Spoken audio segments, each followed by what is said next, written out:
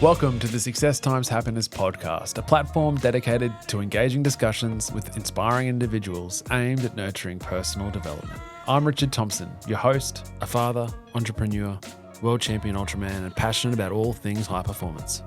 Our mission is to empower both ourselves and you to unlocking our fullest potential, recognizing that this life is no dress rehearsal. While I may not have all the answers, this show serves as our collective journey to uncover them. Today, we sit down with Mal Cayley, a man who has lived a life defined by his unique approach to risk. From his early days in the military to his current role as a business leader and property investment strategist, Mal has developed a philosophy on risk and decision-making that is both inspiring and transformative. His journey through defense intelligence, business ownership, fatherhood, it offers a profound lesson on how to manage the uncertainty and turn challenges into opportunities. His ability to thrive under pressure and his approach to balancing family life with high-level risk management makes him an incredible guest to have.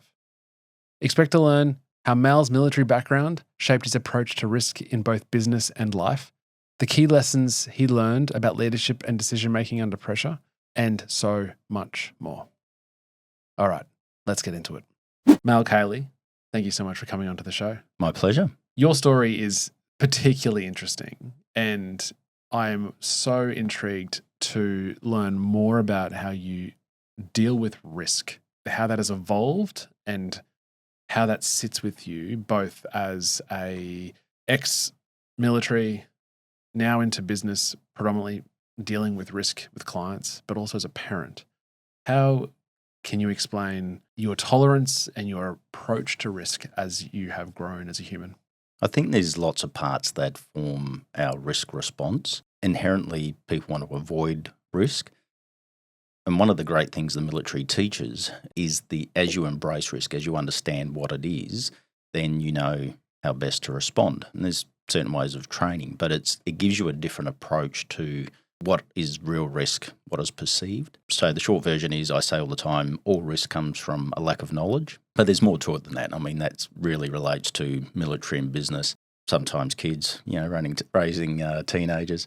But fundamentally, how we view the world comes back to the movies that we play.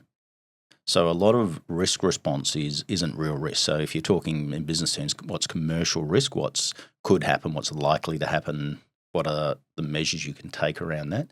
But life's the same. And what the feed we get from so much information, particularly these days, is people are running bad movies or negative movies, and instead of what are the alternatives? So people become more adverse to risk as a result, and societies become more risk adverse. And so we try and put all these protection measures in place, and that creates a whole range of unfounded structures, beliefs, desires that actually end up creating more risk. So if you understand what risk is, if you understand how to process it, you understand what could or couldn't happen, and you come to terms with that, then you have a very different approach to what might actually real risk be.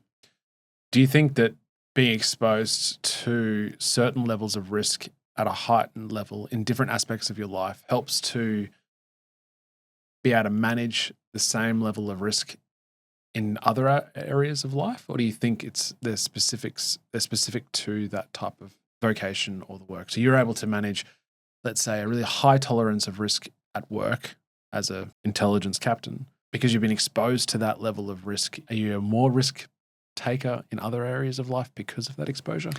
Well, one of the things about the military that not many people realise is it's actually a more conservative environment than the rest of society. Let's talk about this. Yeah, and this is part of understanding military people, how they think, how they react to things, because to get them to do certain acts, to respond to orders, to do exactly what you asked, to run at someone that's shooting you versus running away, there's all these things that are well trained, but that means you have to turn on certain functions, certain ways of processes, but also means turning off other things. And so, a lot of military people and ex-military people, they get up each morning waiting for the orders. What am I doing today? Where are we going? What's happening? Whereas in the most of society, we'd rebel against that. Don't tell me what to do. So it's actually a very conservative environment. But that level of risk comes around training. And I was 17 when I joined the army. I went straight into infantry, by the time I'm 18, I was in recon sniper platoon. So, working in small teams, arduous environment, higher skill sets. So very formative years still, still a teenager. What made you go through that at that age? And this comes back to there is a core part of how we're actually wired, each of us, and then what we do with that. So I've always been wired to ask why. So not just as a 2-year-old, as a 54-year-old, I still say ask why to everything. Some people find it incredibly annoying, but it's about trying to understand things. And so I have a very entrepreneurial mind, and I've been wired that way, which isn't conducive to joining the military. However, I didn't realise that at 17, and I've just wanted to join since I was 5 years old. So, people say, what do you want to be? Doctor, nurses, chef, whatever. For me, it was joining the army. So it was something I was always going to do, and I loved it, and I really thrived in that environment. But I was quite rebellious in a lot of spaces, and I see now the way I think it just didn't support that. Did in the intelligence days, that was a very different story. But in that first half of my career in the infantry days, things like take that hill, and I would say, well, surely if we did an ambush down this creek line, we could achieve that. You're not supposed to do those sorts of things, right? So there is that component of it, but it's then about how I'm wired, and then pushing myself in that environment, or being pushed, especially in those formative years where you have no choice. And so you've got to keep in mind, I was in the army in the 80s, right? So very different. So bastardization then was entirely encouraged, whereas now it's not, sort of thing, but rightly so. So you either toughen up or you find something else to do. And so it was a really arduous environment that helped the way my mind thinks, which is quite loose, really. It helped me control it. So most entrepreneurial people are quite creative and can be very loose in business and how they do. The discipline I really thrived on because it helped control that. But then you get pushed to the extreme in things that you didn't even know that you could do. And I just, the harder I was pushed, the more I enjoyed it. So again, that's part of how I'm wired. And so then you'd see how far can I go. And at that age, you're a little bit invincible as well. So, and I probably would have stayed in it until I had an back injury, which then had to rethink what I was doing from a career point of view. But it's those arduous things and I love doing it. And I think I got probably pushed towards recon because, so if you imagine being 18 years old, joined the army in Melbourne, I'm now living in Townsville, as far from family as you can be. I don't get hangovers. That's a whole other discussion. But living this like on the edge, going wild, and I think but thriving on it. So I think part of it was there was a push for me to go into this. One is, can he do it? B, if he doesn't, at least it might settle him down a little bit. But the harder I was pushed, the more I enjoyed it, the more I got out of it, the harder I wanted to go. And so he just kept building that and reinforcing that desire to see what my limits really were. In that space, in the inventory side, where the people in charge are essentially leading and saying, I need you to do this now. Now, whilst you're the outlier to say, oh, actually, do you think we should do an alternative? But I presume that the majority of people are like, yeah, okay. And they're conditioned to say yes because they understand that the risk environment is low. As you said, it's conservative because everything has been previously assessed, determined, and analysed to say, I need you to do that now. And there's so much trust in the ranks above that is actually a safer place to take that direction rather than rebel. Yes and no. So you must follow orders because there are consequences if you don't, and that's part of the military environment. So if you turn up late for work, you get restricted on barracks, and you have other penalties. You get charged. You can end up in a cell, for not going to work, sort of thing. Very different set of rules that you live by.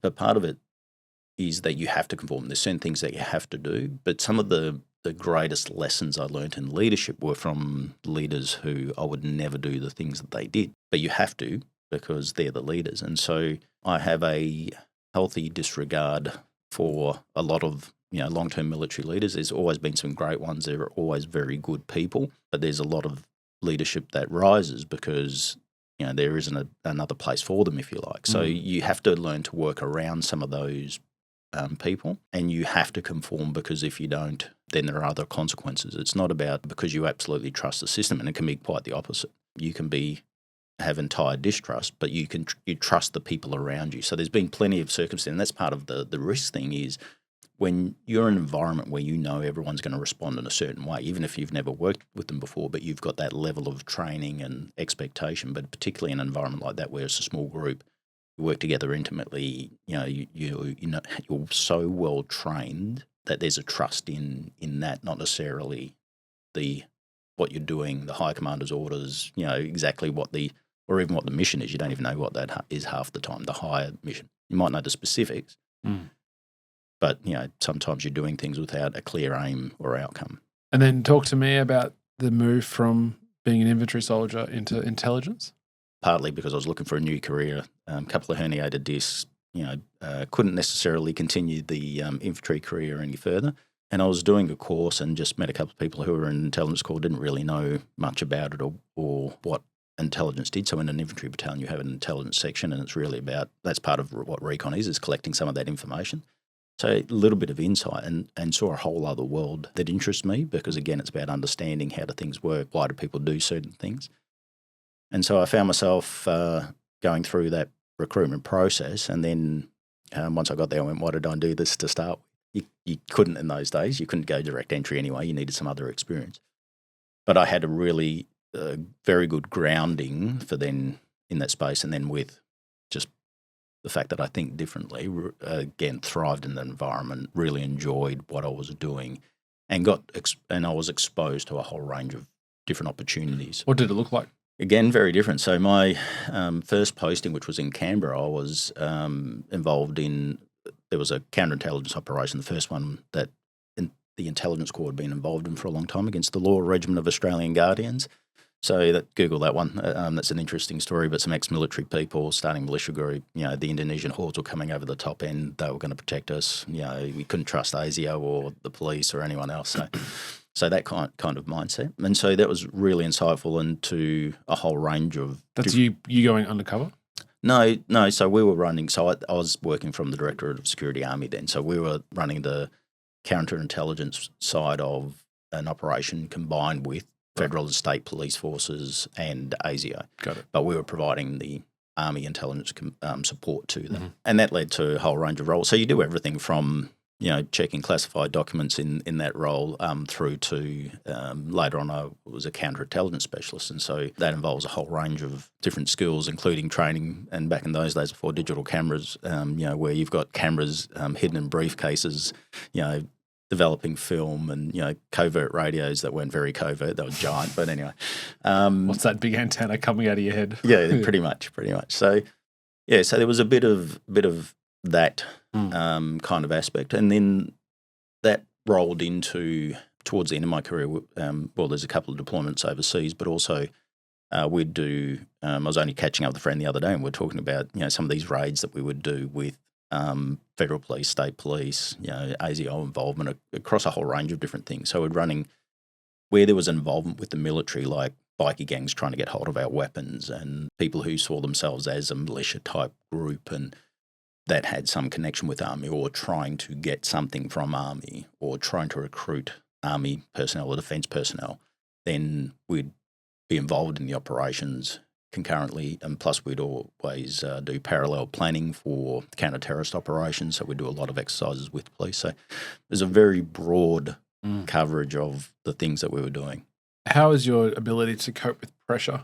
Because I find it interesting. I'm not sure whether you've connected those dots, I'm sure you have, but in now what you do in helping people invest in property and leverage and go hard at that aspect, and there's a lot of people that would be looking at going, that's a lot of risk anyway, like even in my little pocket of life to, let's say, draw down the equity of my home and go and invest in property, or that in itself is a big step for a lot of people. But in so many aspects of your life, you have been in specific areas of dealing with pressure. Yeah, huge amounts of pressure, and in different ways in business and growing businesses over the years and the different things that we've done. I like to think that I have quite a well-developed skill set for stress and pressure. A lot of those things come back to foundational beliefs, what you believe about yourself, what you believe about the world. But part of that is also then exposure to a lot of those things, high levels of risk, and you realise that life is both incredibly fragile, but we're a lot more robust. And there's a lot of things that are less risky than what we think. Is it an education piece? Yeah, I think so. I think there's learning through all of that where you go, what really matters? Does that really matter? Is that really? And so it's about context. Because if you look at why people are considering, I'm risking my home, they're actually not. Done right. And of course, it's always about investing well, doing business well, applying. So all risk comes from that lack of knowledge. But if it's done right, there's actually very little risk, or that commercial risk is so low. But what they're actually saying is, I've got this and I want to protect it. But my view of that is, have you ever tried to hold on to a bar of soap? The harder you squeeze, the harder it is to hold on to it, right? So holding on to things lightly.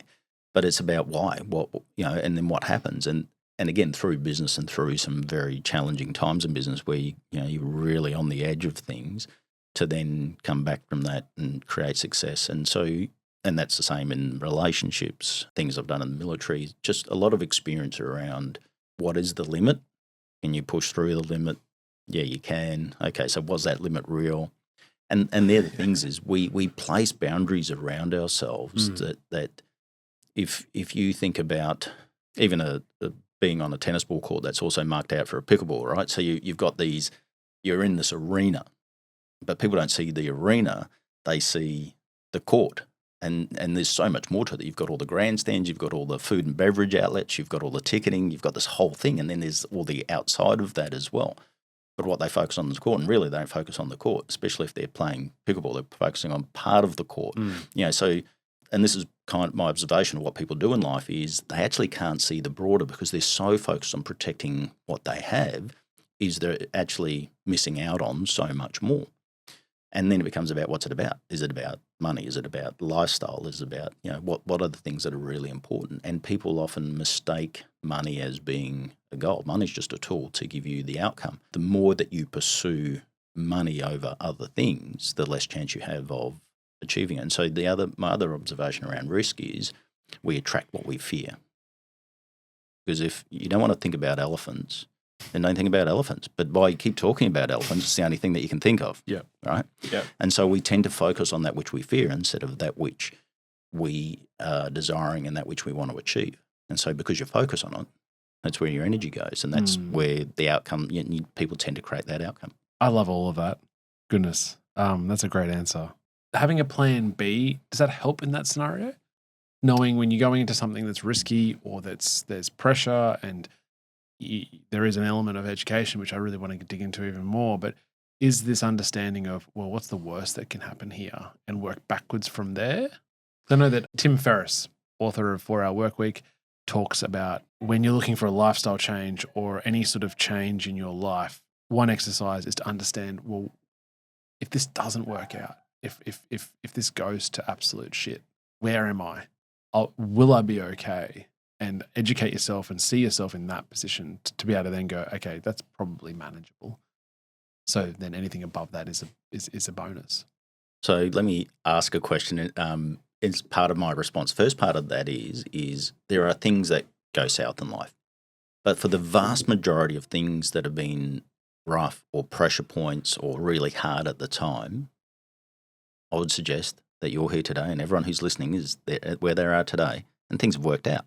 Yeah, in fact, it's probably, I think the majority of people would say, unless you're sitting in a corner, still sitting in a corner, not moving forward, the bad things that have occurred, inverted commas, the negative things that have occurred are actually connected to the dots to say, well, goodness, yeah, they're actually great things that have happened to me.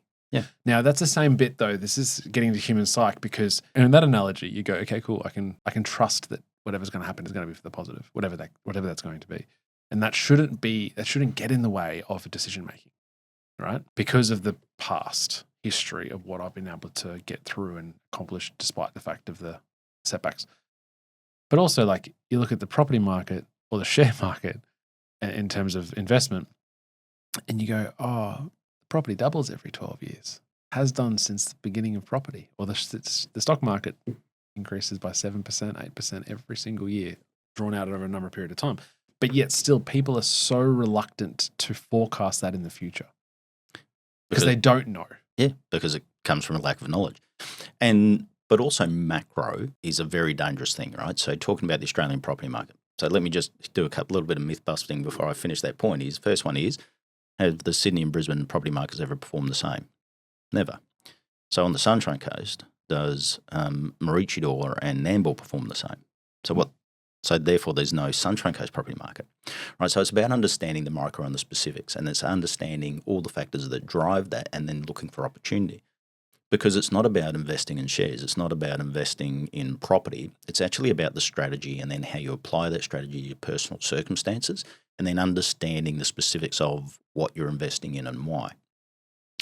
So again, all risk comes from knowledge. Yeah, from that knowledge, right? And so people say, so it's more than 15 years of accurate predictions in the property market. And when you meet me, I'm not that clever, but all the information is there. It's just I've got a very different way of processing information and so I don't accept the economics modelling. I don't accept a whole range of things that people just say, well, this is just the way it is.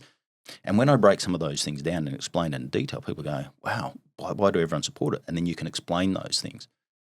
Because when you're talking about risk and when you're talking about an approach to risk and the things that you do and whether you invest or you don't invest or what you do in business, it's actually about identity. It's about how you see yourself, and then, you're talking about things don't work out that bad or, people say, well, what if this happens, plan B? I don't have a plan B. Because what I've learned to do is go, okay, I'm going to be okay. These are the things that I can focus on. If this doesn't go to plan, and it's based on good information anyway, but if things change, you just adjust. So it's not about having a plan B. It's about executing because no one can see the future. No one can see some of the big changes. You can't see COVID. But what do you do is, okay, here's a new set of information. How does I feed that into and adjust? And what does that mean? And what does that mean going forward? Yeah, I think when you're projecting in the future about how you would make decisions if things went wrong, you're projecting yourself with that information, with the lack of information that you have right now. But that's not the case because what's changed is you're a smarter or you're someone in the future with more information. And so you got to trust that person, that avatar is going to make a suitable decision at that point of time with more information that it has right now. Absolutely. And so you're like, oh, well, I don't know how that's going to play out, but trust that to the person that you become because of that little journey or that long journey to the end goal, when something goes wrong or something goes not as expected, you will have the knowledge, you will have the experience or the ability to then go, this is the best direction now. And it's not binary either. It's not sell or keep. It's pivot, right? Or it's you can fiddle with the situation to make the best out of the situation. That's right. So you work on fundamental principles that are proven to be correct, not, what people are assuming or saying or, I suppose it's about getting the information so that your start position in anything is well-founded, but also they're not locked in stone.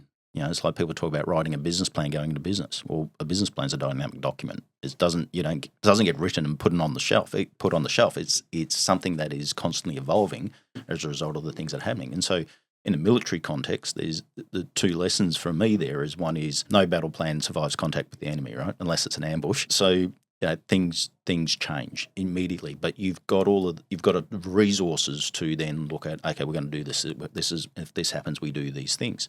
But all of this comes from, and so the intelligence game is actually about force protection, right? And this is the difference. We talk about data analysts and we get pieces of information and people make all these wild assumptions around it. And so I'll see a news report and there'll be a piece of data and I'll hear what's said and I go, that's actually 100% incorrect because people are just whacking on a piece of data that has no meaning. Whereas in the military environment, and this is part of what was trained is, and one of the privileges that I've had is given an entrepreneurial mind and then given the best system in the world to assess information. And so you look at every source of the information, you grade the source.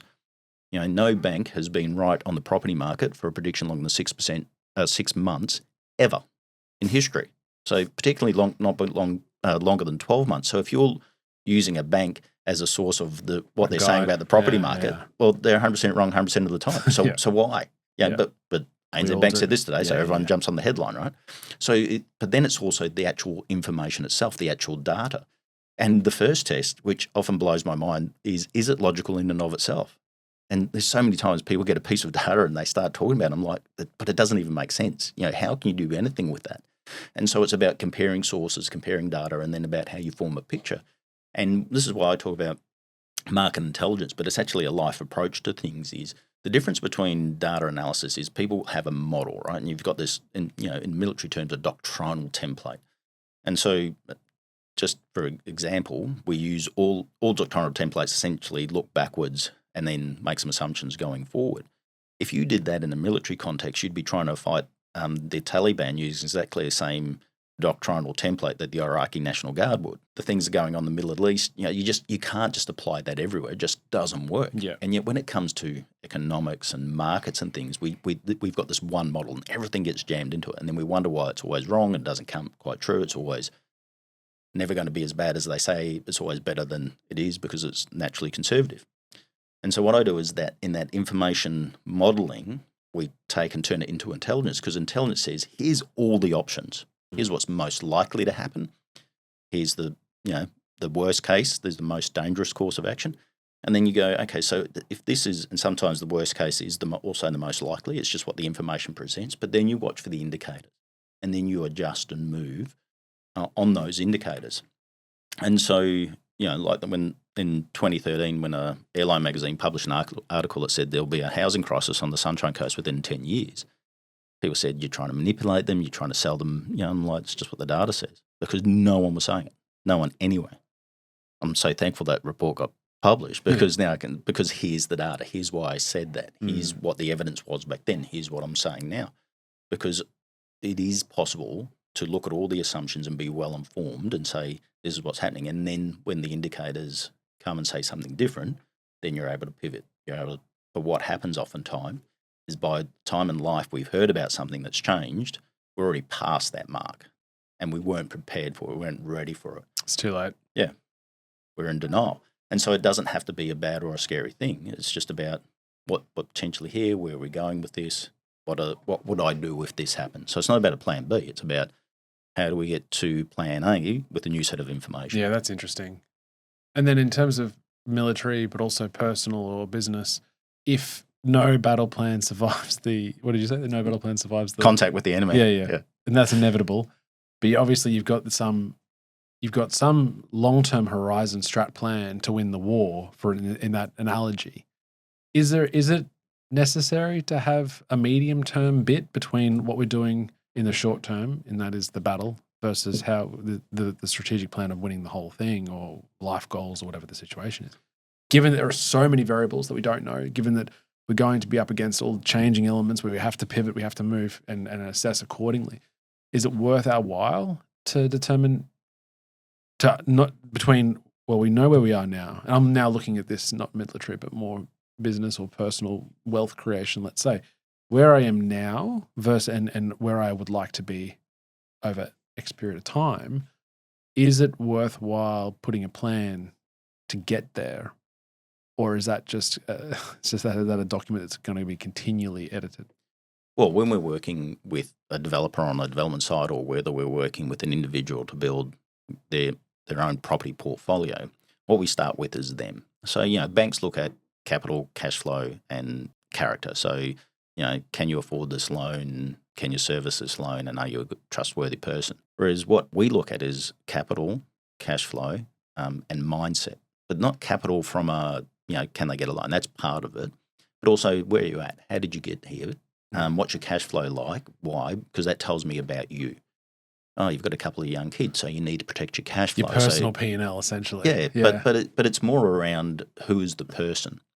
Because if you've got young kids, you've got a different cash flow pressure, not wanting to put pressure on that. Then, if you're closer to retirement, you want to build equity as fast as you can. The way you get to the point you are in life tells me about the decisions that you've made. And so when we're talking about mindset, then that's all about risk. That's about what someone's risk profile is. And generally, having done this for years, and particularly from my military background, is I'll sit there and within about 2 minutes have worked out someone's risk profile. How'd they get there? Who are they? Okay, so this is then when we're building a plan, it becomes very personal. It's a strategy for them. And that's where the real money's made, because every property you invest in either enables or limits what you do next. Whereas people think it's about the property. It's not. It's the right kind of built form. It's not. It's about the right kind of built form plugged into the right strategy. And it's all about the strategy, because the strategy is about the individual. Who are they? What are they doing this for? And pretty much everyone that we work with, we will change their mindset around wealth. So a perfect example is young fella in the army coming to the Sunshine Coast on leave, and I remember standing on the Bar Esplanade down from Townsville, had been living in Melbourne and a few other places, And I'm going, this place is amazing. But also, like, what do all these people do every day? Like, how does it work? You know, and again, it's that questioning thing, but literally looking at not understanding just how society worked as a whole. And I'd look at these massive houses across the way on the marina there and go, how do you afford a house like that and a boat like that and a car like that? Like, I couldn't even fathom it back then. And then one day, it's about 11 or 12 years ago now, I was backing a brand new Land Cruiser with a brand new wake setter into the Marucha River to go for a quick run in the morning with the kids before school. And I'd come from this massive house and, all of these things. And I'm thinking, when did my perception of wealth change? Because again, it's not about money. Money is just a tool to equip. It's not neither positive, it's neither negative. It's about how you use it and what you understand it to be. But that's what we do is on that strategy is people think, I want this. But what we show them along the way is so much more that's possible, because what happens is we actually change their perception of wealth and what money can do for them and how to, because our whole society is built around getting a job, earning money and saving money, not about how to create it. So I saw this great thing once where it was a photo of the latest phone and it said, this is a phone 150 years ago, and it was a box on a wall, with the thing you put to your ear and a couple of bells on it and you turned a handle. And it said, and then it showed the latest car, and it said, this is a car 150 years ago, and it was a horse-drawn cart. And then it showed a classroom, and then it showed a classroom 150 years ago, and there's no difference. And so that's part of the challenge. In fact, if you actually look at our education system, it is designed around teaching people to conform to a structure and a tax system and to work for people versus being entrepreneurial and having the whole thing this country was built on. Built on entrepreneurial people willing to take risks to try new things.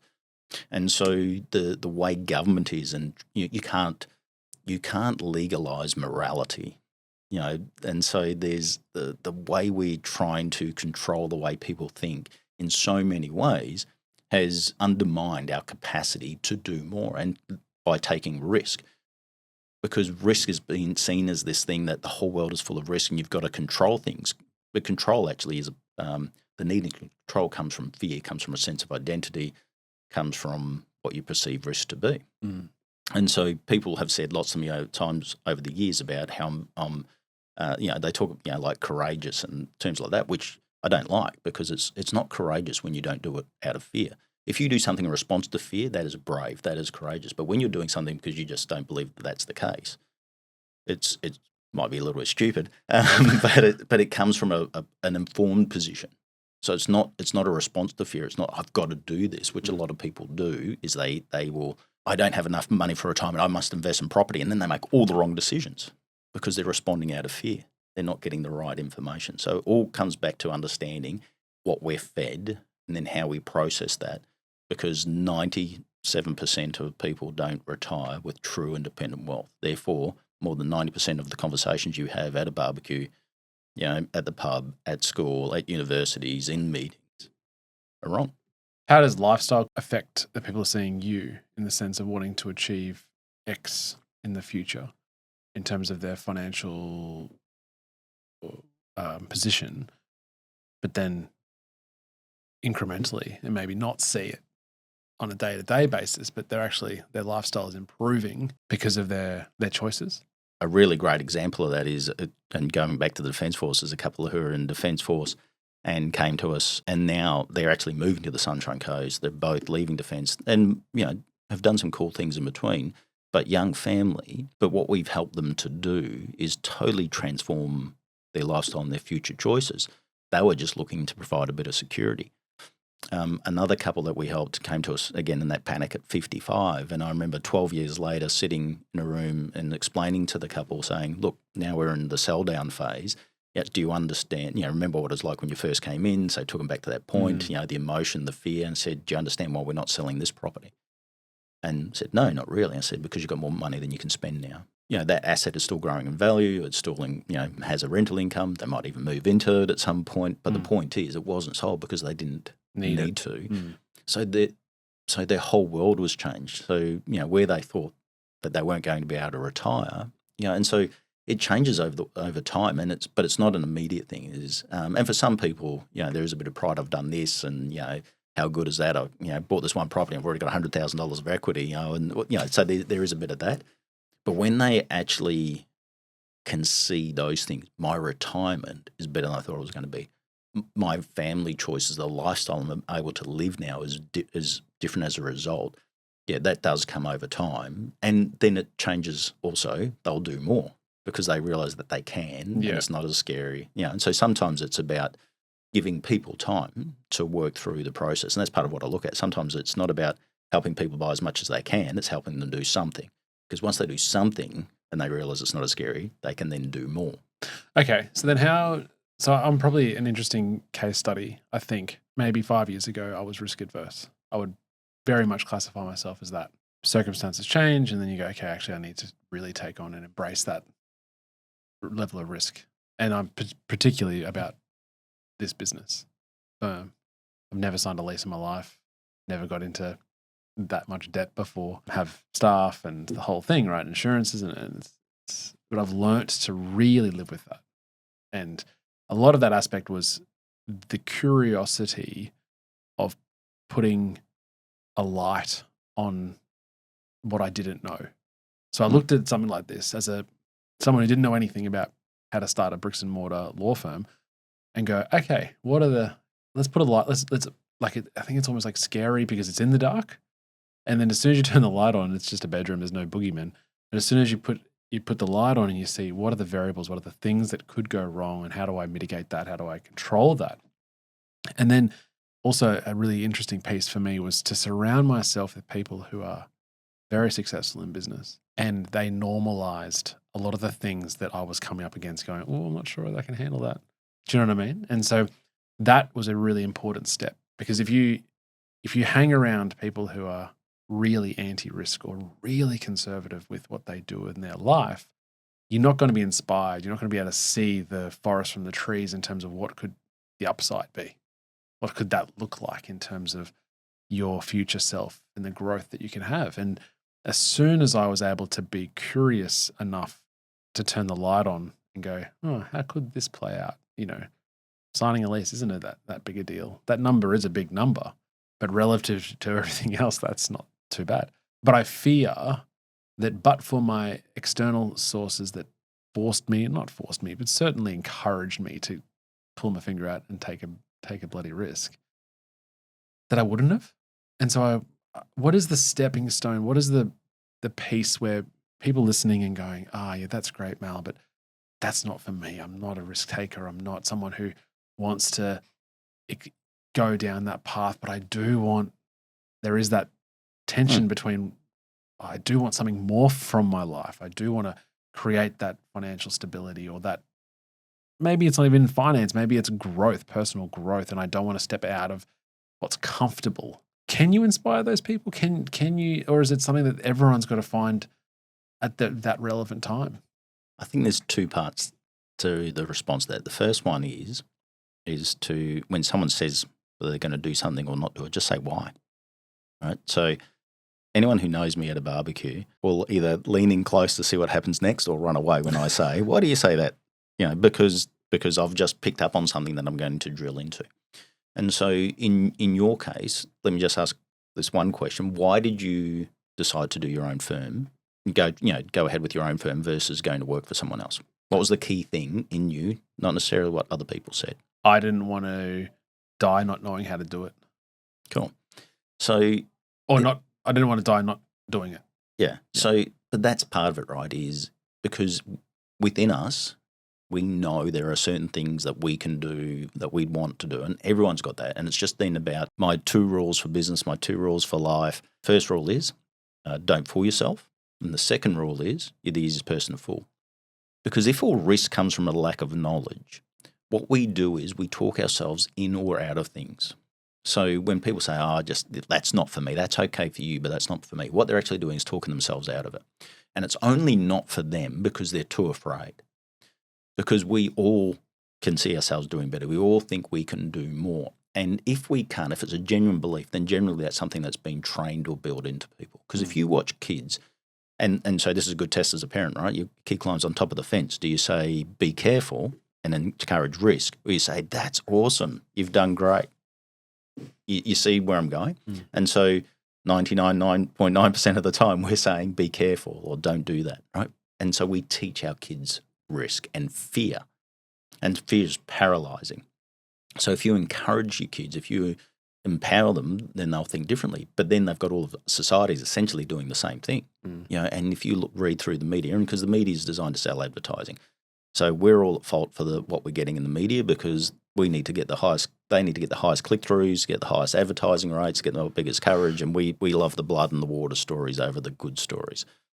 So and no one reads the last paragraph where the truth is, right? So we're all reading these headlines. We're all getting fed these things. And part of it is because we want to know that we're doing better than everyone else because we actually haven't worked out how to determine what's good and right for me. How is that better? But I would suggest that everyone wants to do more. They just don't know how. And we're not go back to the example about the classroom. In a classroom, you're taught to get a job. In the university, you're taught to get a job. You're not taught to be entrepreneurial. You're not taught to go out and do these other things. And so when you're talking to someone, and if they love you and they've got that background, the only thing they can say to you is, be careful. Because they don't have the information that you have. They don't have those other things. So their only safe response is to make sure that you're being cautious. How many people do you know when you say, I'm going to have a crack at this? They go, that's awesome, go for it. Mm. They might have a first response, but then they start asking questions which says, are you sure you want to do that? Yeah. But when you look at the very small percentage of people who retire independently wealthy, and then you look at how they think. And so I sit in a room with people and I'll hear conversations and I'll say things like, why do you think like that? Because I'm just trying to understand where they're at. Because I sometimes see things and I go, I just can't even understand how you come at it like that. Why do you think that way? And so it's about changing our perception of self, our perception of identity, and then what's really important to us. Because then that will drive what we'll do. If we want to be safe and secure and live a life without challenge or fear, then we will embrace a life that is full of fear and challenges because we'll never step out to create the independence to protect us from that. So, like I said, fear attracts itself. People who are always fearful of rejection and never have a fully engaged relationship because they don't want to be rejected. So therefore they feel constantly rejected. It's the same with finances. I'm so worried about my money and finances is you try and protect it so much that you actually don't do the things That's the soap, right? Yeah, provide the depth. Harder you squeeze, the more likely it's going to go. That's great. That's a great analogy. And I think it does come down to people not being satisfied with where they are right now. They don't quite know what to do. And they don't necessarily, sometimes I think the people will choose inaction to avoid the difficult realization that they're not happy with where they are in that journey. And if they just turn the light on and go, well, we could be doing a lot better. We could find more fulfillment. It doesn't have to be money or wealth. You can find more fulfillment with life if we just turned on the light and began a path of curiosity to understanding that information so that risk is minimized or significantly reduced. Yeah. So I've got 4 teenage boys. I was going to bring this to children. You've got, you have 6 children. 6, yeah. So 4 teenage boys. And one of the things I try and explain to the boys, and and the boys' ages are 13 to 19, is that vulnerability leads to a heartfelt life. Right. So we try to, particularly as guys, hold in our feelings, but the reality of life is that if you experience the most. If you let yourself feel the most, then you'll experience the most. You'll see beauty in everything. You'll see opportunity in everything, and you'll see things for what they are. But it's also, that's an important thing to understand when it comes to trying to make money, because what happens is people then come out of fear, and so what they do is they'll jump onto and listen to the wrong thing, or they'll connect with the wrong people because they're talking themselves, they're fooling themselves. Again, they're failing that 2-rule test. Because the other side around money is that it does create greed. And so there's a lot of people who then will take advantage of people for their own benefit. Everything sounds good, and they work on the fact that people are going to fool themselves. I've just got to say enough of this and they'll buy into it. But it's the same with relationships. People don't say how they feel. They do just dumb things because they're scared of rejection or scared of other things. But if you are secure in who you are and you're not scared to express those things, then you will live and feel the fullness of it. And because the reality is everyone is connected by money, right? Money just changes hands as a result of a relationship. Money just gives you choice. But what's really important is actually people. And so if you focus on what's important to you and your people, so your family, friends, relationships, that changes everything. And as you experience more, as you give more, things are lighter, and things just come and they will find you. The opportunities will find you. The things that I've done in the past, people said, "How do you do that?" Look, I've got no idea. It just turned up on my doorstep, and I went, "That's a great opportunity. I'm going to embrace that." How did you do this thing? Well, I don't know. I found myself in the middle of it, and because you're giving and receiving more, being available to the opportunity as it presents. Yeah. Not having a scarcity mindset or a protective mindset where you're trying to hoard everything that you've got, but being open, hands open with leading with vulnerability. Yeah, I like that. But you still have to have wisdom, discernment. So fathering, how does risk play into your lessons with them? Are you the one telling them to go higher on the fence, or? It's always a balance between the two. So there are times when being careful is more around some of the decisions they make around the people they hang out with rather than the adventure side of it. We focus on, rather than presents and things, trying to give the kids experiences. We travel a lot. And when we travel, so for example, if we're going to everybody's favourite holiday in Bali, we don't just go to Bali and then hang out at a resort. We'll take them into schools, we'll find someone who's a local, say, look, where's a school in need? So, for example, our last trip as a family to Bali, we went into this classroom. There's 60-odd kids in a classroom, probably, no piece larger than the size of your fist on the blackboard left. It's all chipped off, and they're still trying to use this blackboard, no pens, papers, anything like that. And so we've taken the kids in there. We've taken a whole suite of stationery.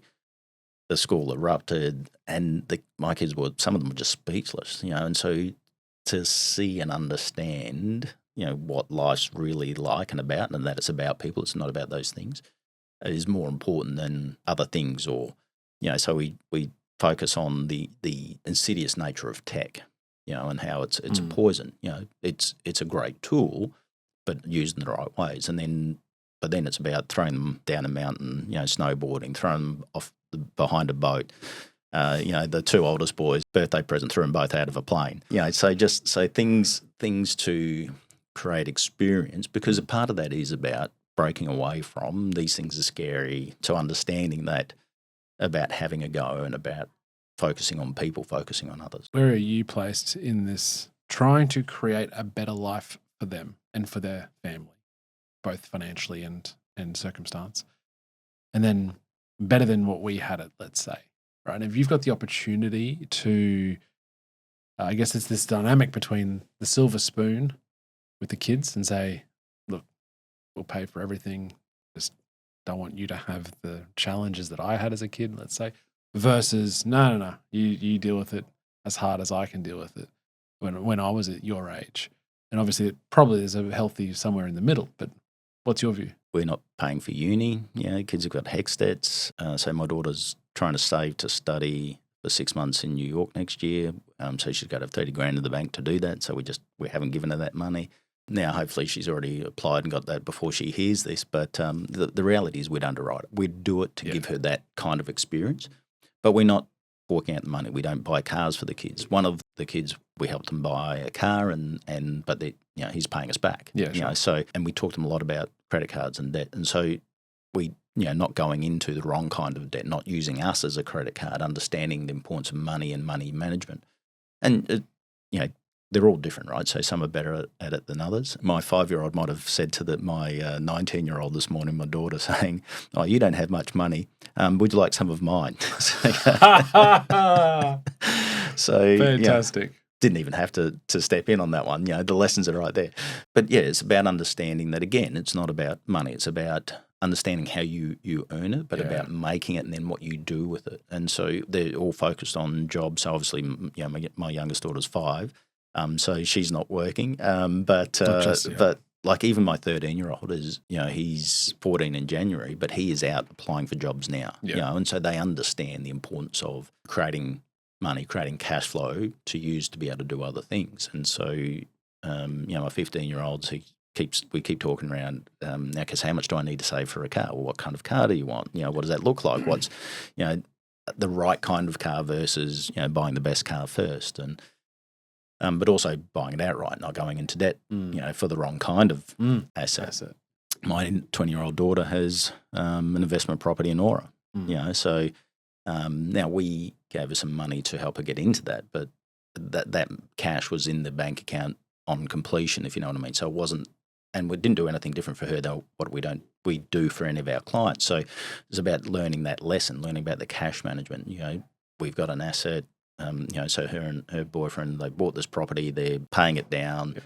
It's negatively geared. So while interest rates are what they are, they're still, she's doing double degree at university, working 2 jobs to make sure she keeps this property, understanding the long-term implications of that. So, and then there's wild things. Like I said, we'll take them around the world. So we'll spend the money in the right areas. Yeah, it's perfect. But so teach them the lessons, empower them, educate them, love them unconditionally, but don't give them everything. I think that's a really important lesson that you touched on earlier, is that the value comes from the human interaction, the relationships.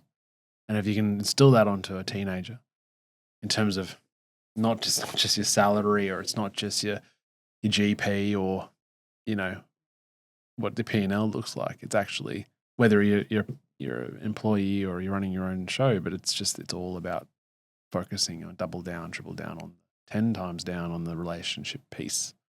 It's everything. Yeah. And our kids, so there's a couple of things we never do. We never focus on things around body, looks, person, around self-image. It's all around who they are as a person, which also comes back to their grades. So if they do, if they've got an A, my question is, was it the best you could do? Same if they got a D. Love it. But what we do come down on them on is the character comments. Are they being the best person that they can be versus getting the grades? Invest in being a better you, because at the end of the day, I left school in year 10, and, I can stand in the room with any economist around, the property market and leave them for dead. So it's not about the grades you get at school. It's not about the degree that you do. Now, sometimes, those things are really important, but it's not the be-all and end-all. It's about who are you, what are your gifts, what are you pursuing, and are you a good person versus, can you make the most money? Can you be the best in the field? And I think that comes back to your salary or your job opportunity or your grades. That'll all come and go. But what you're left with is always the character and the person that you go to bed with, and you put your head on the pillow. That's always going to be you.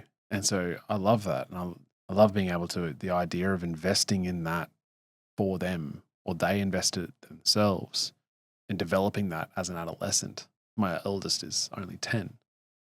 Just wonder, and he's a ridiculously great kid, but I just wonder how you could work on that self-development piece of, as they grow into the adolescent piece, into the adolescent stage of their life. Yeah.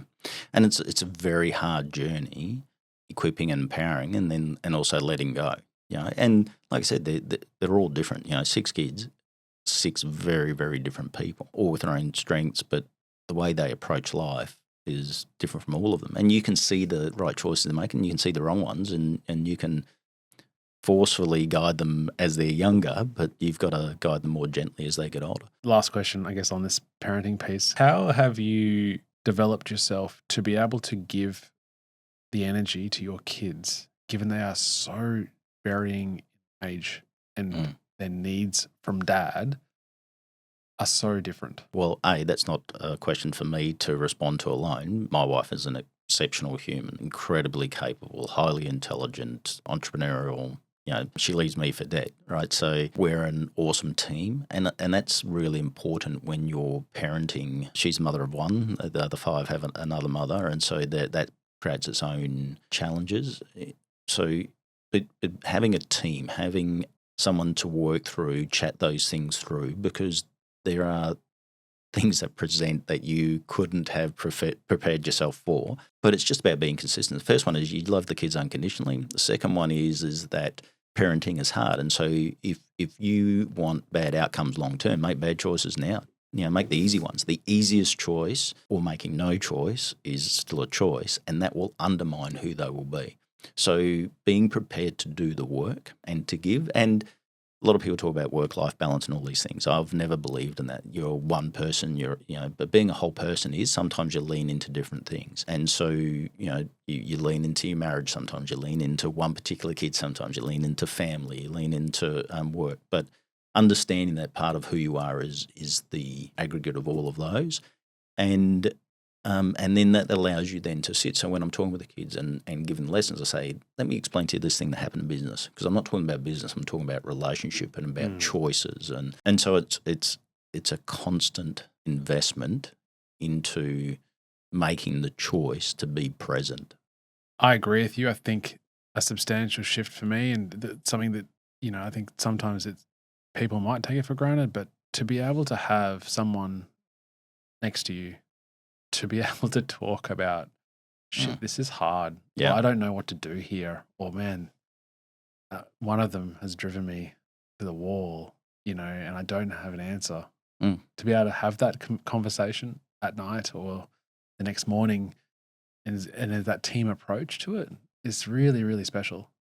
And I feel like it's the difference between, I don't know, making it certainly is integral for me to be the parent, being the dad that I am. There is no rule book. There is no guidebook, and every child is different. And so I have two pieces of advice for people when they're pregnant. And the first one is everyone's going to give you a lot of advice. Don't listen to anything. You'll grow with them, And because the other piece is you're getting ready for this birth. It's the next 3 months that are the hardest 3 months of your life. So make sure you're prepared for what happens in that 3 months as a team, because that's where it's really hard.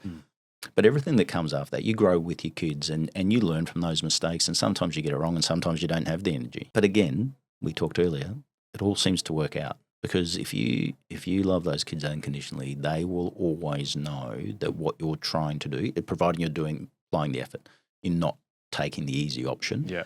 They will always know that what you've done is in love. And as I explained to my kids, I said, when those Muppets were down the street carrying on the other day, did I go down and scream at them and try and sort them out? Well, no. Why didn't I? Well, you don't know them. No, that's right. I only apply this effort because I love you. That's awesome. Mal, this has been super special. I really appreciate your time. 5 questions before we go. Quick fire, if you can. Sure. What does success mean to you? That all the people around me feel loved, supported, and are living their best life. What does happiness mean to you? Well, that's a hard one. Rapid fire. Happiness. Happiness is that peace, that contentment in life where you're not struggling to do the things that you think are real. Happiness, contentment comes down to I'm happy in who I am and the things that I've done and the choices that I make. It's all aligned. Yeah. A book that you would recommend? Jesus Among Other Gods by Ravi Zachariah. 4 guests you would invite to dinner, living or who have passed, not friends or family. 4 guests. Well, my wife. Friends and family, Mel. Come on. Okay. Can't be. Okay, so 4 guests. She sounds amazing. Let's put her in. Yeah, Give me 3 others. Thanks. All right. Would be, so certainly Jesus for me. I'm a man of very robust faith. I think, look, it's really hard.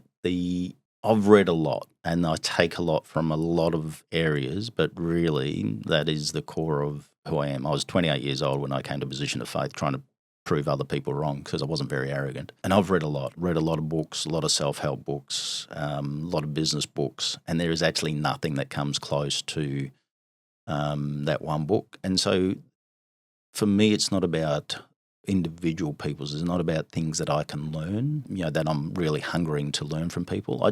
I love everyone's story. Sometimes it's the most random story that you can have sitting next to someone, and everyone's got something to offer. So there's really no one that I hold up there and go, gee, I'd like to get inside their brain. Just put me next to anyone in any room and let me chat to them. Because part of who I am is about helping. And so everyone is something you can share and learn from everyone you meet. All right. So we've got your wife, Jesus, and 2 random. Yeah. Fantastic. You choose. Good answer. And finally, a guest you think would be great to come on the show? My wife. Great answer. Yeah. No, seriously. She is an incredibly powerful, impressive woman who never ceases to amaze me. Beautiful. Mal Cayley, thank you so much for coming onto the show. My pleasure. That was another episode of the Success Times Happiness podcast. Next time you're climbing a fence or someone you love is climbing a fence, let them know all about the show. It means a lot. Until next time, peace.